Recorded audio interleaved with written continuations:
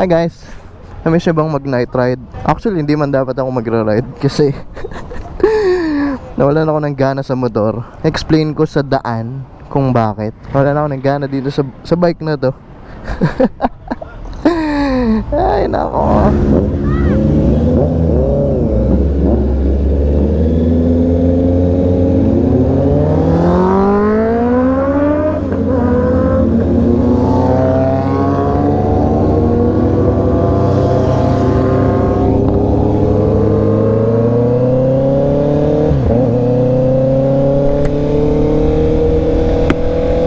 Record ba tayo?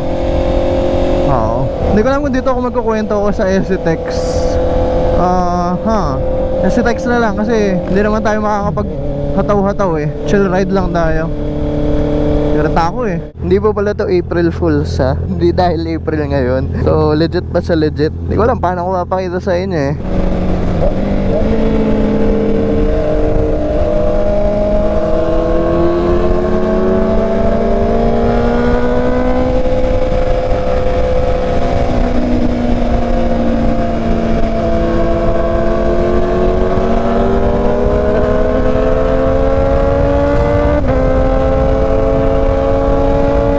Balik tayo kung bakit nawalan ako ng gana sa bike kasi hindi pa yung aux light ko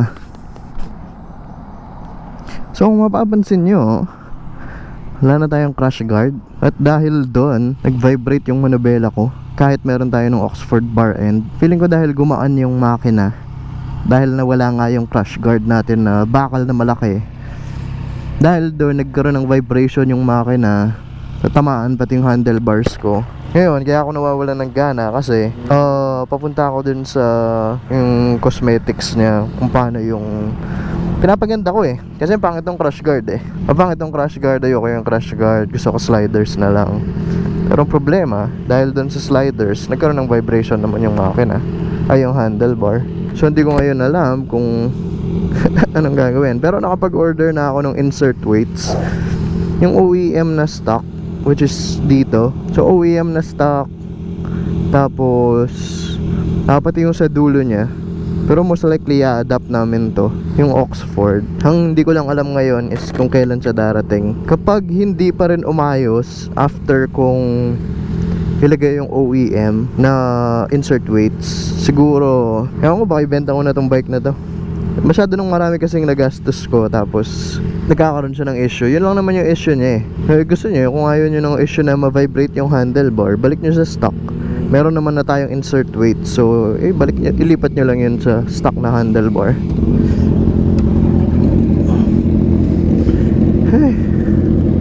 Puro rant lang tong vlog na to ah. Gusto ko lang mag-ride para lang makapag-rant. Meron akong isang video na nakapending eh. May idea na ako kung paano ko tatapusin, pero hindi ko nga matapos kasi after nung test ride ko ng walang crash guard, meron lang slider, nagkaroon ng vibration yung handlebars ko. Kapag high RPM, high speed, hindi siya tolerable eh. Hindi siya tolerable tulad ng dati. Dati actually wala talaga, as in zero vibration. Eh di ko alam ba't meron siya ngayon. Mukha tuloy tayong fake news kasi dahil dun sa Oxford nasabi kong walang vibration. Pero turns out, dahil pala walang vibration yung motor ko sa handlebar dahil dun sa crash guard na yun, tsaka dun sa Oxford syempre. Yung dalawang yun, nag-work sila together, or pareha silang nag-work ng sabay para mawala yung vibration ng makina. Ayan o, para sana style points, naka-slider tayo, hindi crash guard na malaki. Diba? Ang ganda sana. Kaso parang ayaw eh, ayan o. Pwede naman, ibenta ko tong slider, tapos balik ko yung crash guard. Kaso yung forma nga na ginagawa ko dun sa bike,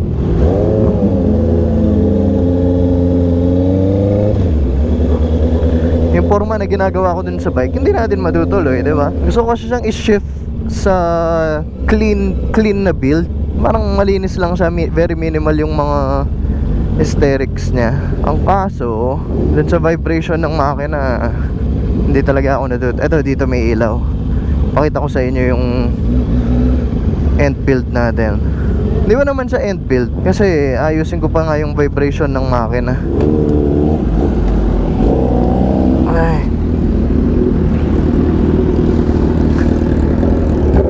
Ayun siya, oh.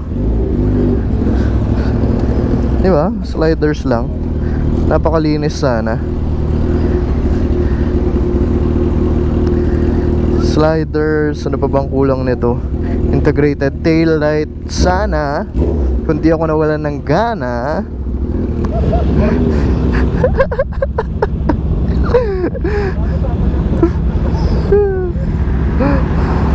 Ay, naku. Uy! Muntik ka pa.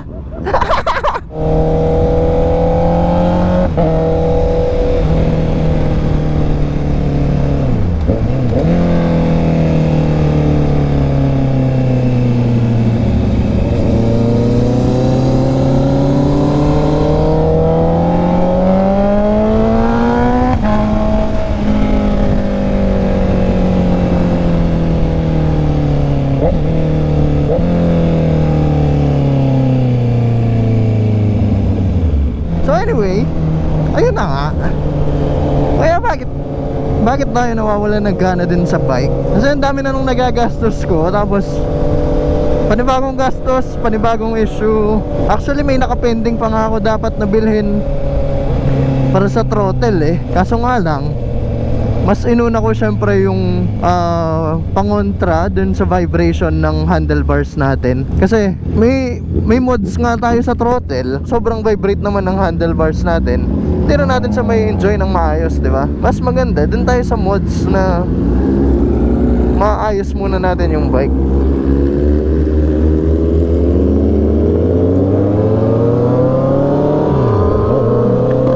Yung pa integrated taillight ko. Uy! Uy! Pawili-wili pa tayong malit ah. Yung gusto kong gawin eh. Wang wang.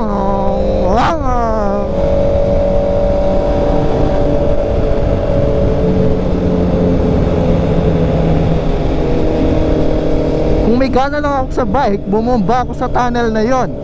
Pero wala tayong gana sa bike. So yun po, no? Pauwi na kami at nagkaroon lang ako ng quick rant sa motor. Sana umayos siya dun sa stock or sa OEM na insert weights. Kasi pag hindi, for sale talaga yan.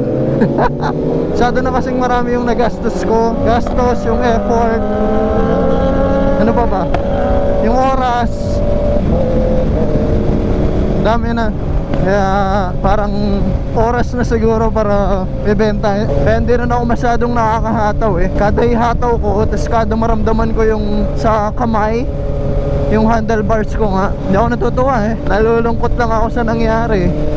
Ay, bumili ako ng sliders. Magkano ko binili yan? 3,800? 4,000? Tapos may issue na dahil doon nag-vibrate yung handlebars ko.